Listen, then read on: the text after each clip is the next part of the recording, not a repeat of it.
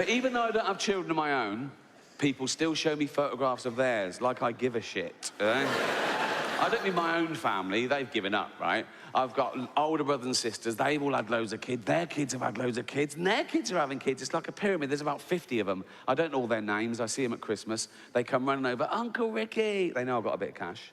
And they go through my pockets and fuck off. It's like being mugged by mice, right?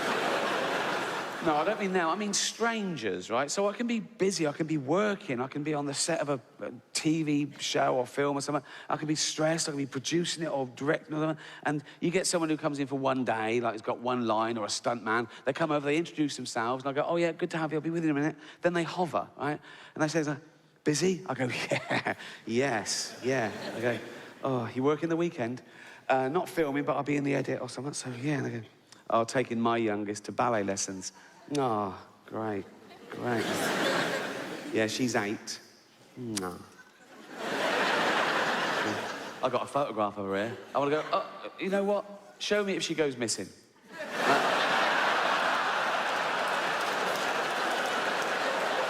I'll keep an eye open in the woods. You know what I mean?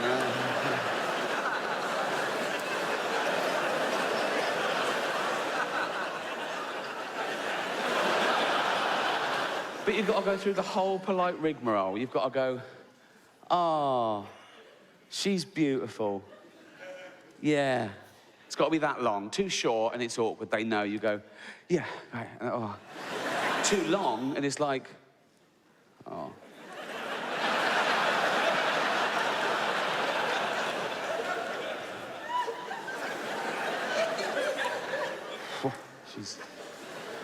She's fucking beautiful. It's a minefield, isn't it?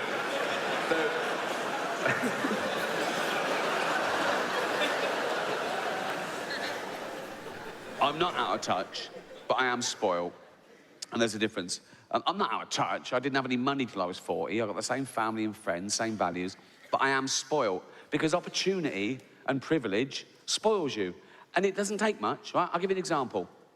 Right, first time I started making it in America, the next time we flew, we were met at the plane by a bloke in a suit and a thing, and he just walked us past the queue like that and straight out the other side, right? And the first time it happens, you're sort of horrified. You're going, oh my God, everyone's looking at me and pretending to be late. Oh God, a baseball cap, oh God.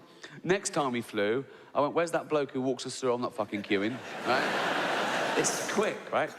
And whenever I fly to the States, I've got a place there, but I'm always working, right? So someone else is paying, right? So I go first class, BA. Oh, it doesn't get any better. Even if I was paying my own way, I'd still go first class, but Jane would probably be in coach. Right? It's 10 grand a pop. She's, yeah, that new Planet of the Apes movies on, she'd love that. She'd be happy, right? But when someone else is paying, I say, Jane, get up here with me, right? Front 2 seats. Oh, they board us early. We're on the plane about 15 minutes before anyone else. It's, oh my God. They bring around these snacks, these like warmed, caramelized nuts in a bowl, right? Champagne. It's great. It's like a little day off for me. No phone or anything. It's like a little holiday flying to the States, right? I could do without the safety video. That's always a bit of a downer, right? And totally pointless. If you go into the side of a mountain at 500 miles an hour, the brace position does fuck all. Imagine if that worked, right? You're going down, right? The flames smash, you go, I'll try it, right? You do that, ball of flames, you wake up, everyone's dead, except you go, fucking hell, that's amazing. That is...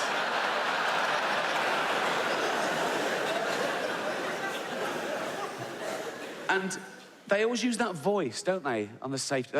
They always use that voice, that calming, hypnotic voice. Like, nothing bad will happen. They're saying horrendous things, but they're trying to make you think, nothing bad will happen, because I'm using this voice, so don't worry about it, right? They say things like, in the event of the plane landing on water, it smashes the fuck to bits, right? They don't say that. They say, in the event of the plane landing on water, your life jacket is equipped with a whistle. A fucking whistle. So the plane hits the water, smashes to bits. Everyone's dead except you by a miracle. You're bobbing around in the Atlantic Ocean. 4 degrees that water is, right? You've got about 15 minutes before hypothermia sets in, right? Or eaten by a shark, or you drown, and you're hoping they've dispatched air sea rescue, and you're going, oh my God, I'm bruised and broken. I'm gonna die, I don't want to die. What happened there? I don't know what I'm doing. Hold on.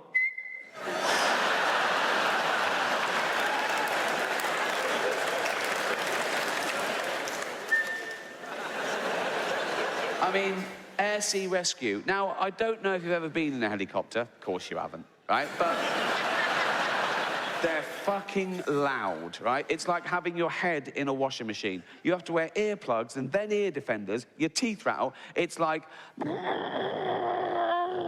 that. So you're over the Atlantic Ocean at night, you go...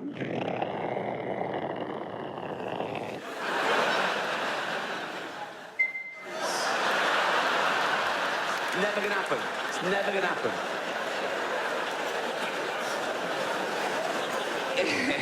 If you crash, you die, right? But apart from that, it's brilliant. Right, so I was flying Heathrow to JFK just before Christmas, right? Boarded us early on the plane. She comes round, oh, champagne in a wine glass, like you like it, Miss Gervais. I go, thank you. She goes off, I go, excuse me, got any of them warm nuts? She went, oh, we're not handing out nuts on this flight. There's a lady getting on who's so allergic that even someone else eating nuts in the vicinity would cause her to have a fatal reaction. I went, oh my God. She went, yeah. I said, oh, of course, yeah. I was fuming. I mean, what's that got to do with me? Why can't I eat nuts just because fucking this woman will die, right? Nuts. I mean, how has she lived this long? If walking by a nut kills you, if being just near a nut, how has she never been near a nut before? And how has she lived long enough, having never been near a nut, how has she lived long enough to earn enough money to be near me on a plane, right? Honestly, it's... And if being near a nut kills you, do we really want that in the gene pool? I mean... I've never wanted nuts more. I felt that she was infringing on my human right to eat nuts, right? And this is how spoiled I am, okay? I actually had this thought. I thought, oh, no, I wish I'd bought my own nuts on, right? And I thought that for about a second. I thought, oh, no, that wouldn't work, because she'd get on, right? She'd start going, oh, blowing up like a frog, right? And die, right? And then someone would go, Ricky Gervais bought his own nuts on, right? You know, right? So, of course, I don't take my own nuts on. What I do now, before I fly, I have a shower, and then I rub myself all over in nuts, just in case. Because then they go, oh, can I have any nuts? They go, oh, no, not nuts. A lady getting on, so allergic, she'd die. I go, yeah, not a problem, right? Lady gets on, sits down, starts blowing up like a frog, going, right? I'm going, what's the matter? I'm touching her all over. I go, what's the matter?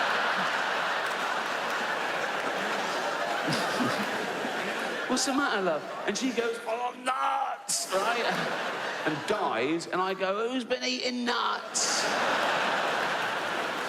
I get off scot-free. So I got to America, I went on the chat show, right? The Tonight Show with Jimmy Fallon, right? And I told that story, the whole thing, right? And went well, audience laughed, great, went out, fine. Next day on Twitter, outrage. And by outrage, I literally mean one person going, how dare you, right? This woman had seen that she was like, I saw you on Jimmy Fallon, it was disgusting, making fun of nut, and my daughter's nut intolerant, how dare you, children die. I'm going, oh my God, who's this woman? And she's tweeted me about 15 times. She starts atting NBC and Jimmy Fallon. I'm going, why is she stirring up trouble? How many followers? 23, ignore it, don't worry about it. Right? And you know when you're being told off and they use your own silly words against you, like a teacher going, what, you find so-and-so funny? And because the teacher's really angry, right? Yes, you do find that thing funny, whatever they... She said, would you find it funny if my daughter blew up like a frog? Yeah, because you saying that, yes. If you said that at the funeral, I would, yes, yeah. So, right, and then someone else gets involved, Ohio Mums Against Nuts, right? And she does a blog, right, and they're talking to each other, and she puts me in her blog about how disgusting I am, how many children die, and all this sort of stuff. One of them even filmed her little girl, right, and put it on YouTube and sent me the link, and I opened the link. It was a sweet little girl, about 7 years old, and she just went, Dear Miss Gervais, I have a fatal nut allergy. Delete. Not my problem, right? Ignore, right? But then one of them said something that reeled me in, just because I'm this self-professed Twitter police, right? Try and explain to someone every day what freedom of speech means, particularly in the context of comedy, and particularly in the context of a joke, that a joke about a bad thing isn't as bad as the bad thing. It's not even necessarily condoning the bad thing. It could be anti the bad thing. It depends on the actual joke. And this woman said, you should never make jokes about food allergies. I should have left it, right? I sent back, I make jokes about AIDS, cancer, famine, and the Holocaust, right? And you're telling me I should never joke about food allergies.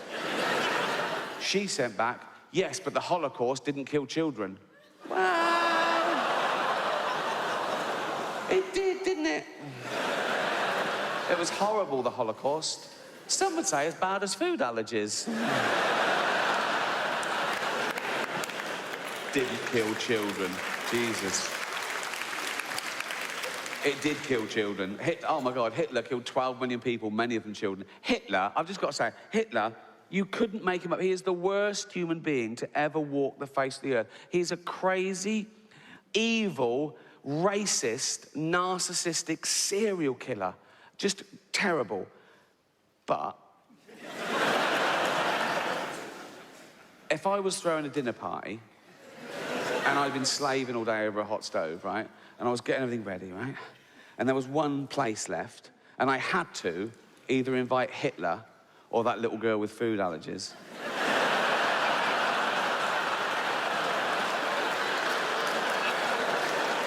I know who'd ruin that party more. You know what I mean?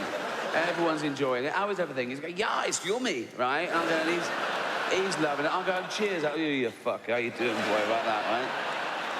She's going, I can't eat that. Oh, fucking hell, I'll get this time. Who wants Ferrero Rocher? Me! Right? Yeah. I can't eat them. Oh, fuck off home, right? But that's what the world's like. People see something they don't like and they expect it to stop, as opposed to deal with their own emotions. They expect everyone to care about their thing as much as they do, right? And it's why the world's getting worse. And the world is getting worse. Don't get me wrong, I think I've lived for the best 50 years of humanity. 1965 to 2015, the peak of civilization, for everything, for tolerances, for freedoms, for communication, for medicine. And now it's going the other way a little bit. The last couple of years, just a little blip maybe, right? And I'm not saying this just because I'm old, because that does happen. Old people say things like, oh, everything was better when I was a kid. Well, of course it was, you were a kid. Everything's better when you're a kid, right? Being old is the shit bit. Whatever's happening in the world, being old is the... I wake up these days and I go, oh, fuck, I didn't die. Right? Got to do it all again. I'm usually hungover, headache, liver pains. I can't walk for the first 5 minutes because I've got no joints in the knees, right? I'm getting fat again now, right? Now, I was thin till I was about 28, like proper skinny, like 9.5 stone, right? Then I got a job, right? And the next sort of 20 years were what I call my eating years, right? And I just got steadily fatter and fatter till I reached a peak of unwellness and blobbiness when I was about 48 years old. And it was one Christmas, I was at home, lying on the floor, right? And I was saying to Jane, I'm having a heart attack, right? And honestly, my heart rate was like 130. I felt nauseous. I was palpitations. I was sweating because I'd eaten 11 sausages. True story, right? I was like one of them snakes. You know when you see a big, like, python swallow a pig whole, and then it's just fucked. It's just like, for a week, it's like a duffel bag, just there. That was me, right? And obviously I wasn't having a heart attack, but it worried Jane. She said, you've got to start looking after yourself. I thought, yeah, you're right, 48. So I started working out, right? I started working out every single day. I didn't give anything up, right? I don't eat meat anymore, but I was having like 2,500 calories, 3,000 calories a day, including wine every night, right? But I burnt it off the next day. Just so I could do all that, I worked out for an hour and a half every day, running, weight training. I had more time on my hands than the average person. I had a gym built in my house. I had no excuse, and I lost about 20 pounds, and it was great. But now, I still eat and drink too much, right? but I physically can't burn off the calories. I can't do enough because I'm so old and broken and tired. So I'm going to get